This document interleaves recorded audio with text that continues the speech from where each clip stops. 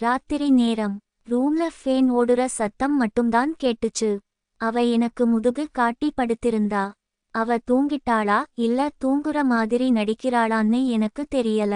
ஆனா அந்த நிசப்தம் எனக்கு ரொம்ப கனமா இருந்துச்சு. மனசுக்குள்ள ஒரு பெரிய குற்றவுணர்ச்சி, ஒருவிதமான தாழ்வு மனப்பான்மை என்னையவே அரிச்சுக்கிட்டு இருந்துச்சு. என்னடா வாழ்க்கை இதுன்னு நினைச்ச இருட்டுல உத்து பார்த்துக்கிட்டே படுத்திருந்தேன். அன்னைக்கு ராத்திரி தூக்கம் வராம போன் நோண்டிக்கிட்டு இருந்தப்போ தான் அந்த விஷயத்தை தற்செயலா ஒரு இடத்துல படிச்சேன். எனக்கு இருந்த அதே பிரச்சனை, சீக்கிரமே விந்து வெளியேறுறது. அதை பத்தி ரொம்ப விலாவாரியா போட்டிருந்தாங்க. முதல்ல படிக்கும்போது நான் மட்டும் தான் இந்த உலகத்துல இப்படி ஒரு குறையோட இருக்கேன்னு நினைச்ச எனக்கு, கிட்டத்தட்ட 45% ஆண்களுக்கு இந்த பிரச்சனை இருக்குன்னு படிச்சப்போ ஒரு சின்ன ஆறுதலா இருந்துச்சு. குறைஞ்சது 8 நிமிஷமாவது நீடிச்சா தான் அது நார்மல், அதுக்கு குறைவா இருந்தா இத சரி பண்ணியாகணும்னு அதுல போட்டிருந்தது. அடுத்த நாளே அவங்க சொல்லியிருந்த அந்த பயிற்சியை ஆரம்பிக்கலாம்னு முடிவு பண்ணேன். வீட்ல யாரும் இல்லாத நேரம் ஒரு தனி ரூம்குள்ள போனேன். போன், கம்ப்யூட்டர்னு கவனத்தை சிதறடிக்கிற எல்லாத்தையும் ஆஃப் பண்ணி ஓரமா வச்சிட்டேன். எனக்கு முதல்ல ரொம்ப கூச்சமாவும் ஒரு மாதிரி விசித்திரமாவும் இருந்துச்சு. என்னடா இது, நாம போய் இதெல்லாம் செஞ்சுகிட்டு மனசுக்குள்ள ஒரு தயக்கம். ஆனா செஞ்சு தான் ஆகணும். வழக்கமா ஏதோ ஒரு வீடியோவோ படமோ பார்த்துட்டு அவசரமா பண்றதுக்கு பதிலா கண்களை மூடிக்கிட்டேன். என் கற்பனையை மட்டுமே நம்பி சுய இன்பம் செய்ய ஆரம்பிச்சேன். தலையணை மாதிரி பொருட்கள்ல தேய்க்காம வெறும் கைகளை மட்டும் பயன்படுத்தி நிஜத்துல ஒரு பெண்ணோட இருக்கும்போது எப்படி இருக்குமோ அதே மாதிரி உணர்வோட செய்ய முயற்சி பண்ணேன். ஒரு கட்டத்துல அந்த உச்சக்கட்டம் வரப்போகுது. விந்து வெளியேற போகுதுங்கிற அந்த நிலை வரும்ல. உடம்புல ஒரு லேசான துடிப்பு, ஒரு சின்ன கூச்சம் வரும். அந்த நொடியை ரொம்ப கூர்மையா கவனிக்க சொன்னாங்க.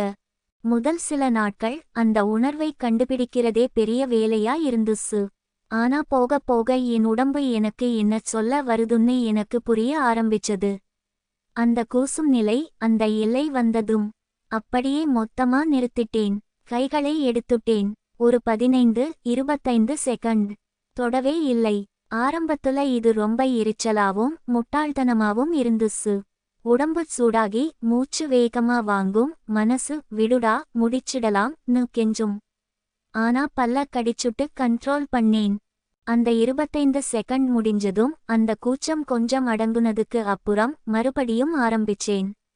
கொஞ்ச நேரத்துல திரும்பவும் அந்த உச்சக்கட்ட உணர்வு வரும்போது திரும்பவும் அப்படியே நிறுத்தினேன்.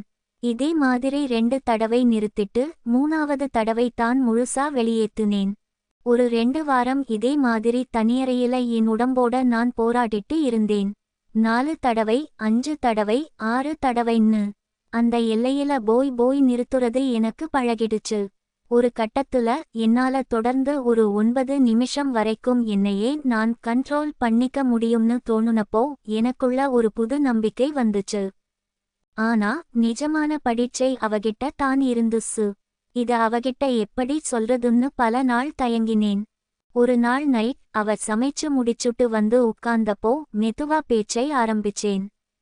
ரொம்ப தயங்கி எனக்கு இருக்குற இந்த பிரச்சனையையும் நான் ட்ரை பண்ணிட்டு இருக்குற இந்த பயிற்சியையும் பத்தி சொன்னேன். நான் ஏதோ தப்பா நினைச்சுப்பாளோன்னு பயந்தேன். ஆனா அவ ரொம்ப அமைதியா கேட்டுக்கிட்டா. இதுல என்ன இருக்கு, நாம சேர்ந்து சரி பண்ணிக்கலாம்னு சொல்லி என் கையை லேசா பிடிச்சுக்கிட்டப்போ என் தொண்டை அடைச்சுக்கிச்சு. முக்கால்வாசி ஆண்களுக்கு இந்த பிரச்சனை வர காரணமே மனசுல இருக்குற அந்த தாழ்வு மனப்பான்மை தான்னு படிச்சது எனக்கு அப்போ புரிஞ்சது. அந்த வாரக்கடைசில நாங்க 2 பேரும் நெருக்கமா இருந்த அந்த ராத்திரி, அவளோட சோப்பு வாசம், அவ மூச்சு காத்து என் கழுத்துல பட்டது. எல்லாம் ரொம்ப தத்ரூபமா உணர்ந்தேன். வழக்கமா இருக்குற அந்த பதட்டம் அன்னைக்கு இல்ல.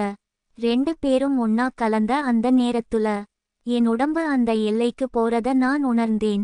மெதுவா நான் என் அசைவுகளை அப்படியே நிறுத்தினேன். அவளுக்கு புரிஞ்சது.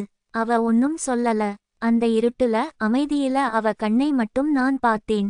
அவளோட கைகள் என் முதுகை ரொம்ப ஆதரவா மெதுவா தடவி கொடுத்துச்சு. ஒரு 20 செகண்ட் அமைதி. வெறும் மூச்சுக்காத்து மட்டும்தான். என் உடம்பு கொஞ்சம் நிதானத்துக்கு வந்ததும் மறுபடியும் அவளோட அந்த நெருக்கத்தை உணர ஆரம்பிச்சேன். இடையில சில தடவை நான் அவசரப்பட்டு தொத்து போயிருக்கேன். ஆனா அவ ஒரு நாளும் முகம் சுளிச்சதில்ல. பரவால்ல விடு சொல்லிட்டு என்னை கட்டிக்கிட்டா. இது ஏதோ மாஸ்டர் சன் ஜான்சன் கண்டுபிடிச்ச ஒரு மருத்துவ முறைன்னு தான் அன்னைக்கு நான் படிச்சேன். ஆனா அது என் வாழ்க்கையையே மாத்திடுச்சு. என் மேல எனக்கு இருந்த அந்த சந்தேகம் போயிடுச்சு. இப்போ அவ பக்கத்துல படுக்கும்போது அந்த நிசப்தம் எனக்கு பாரமா தெரியல. அதுல ஒரு ஆழமான நிம்மதி இருக்கு.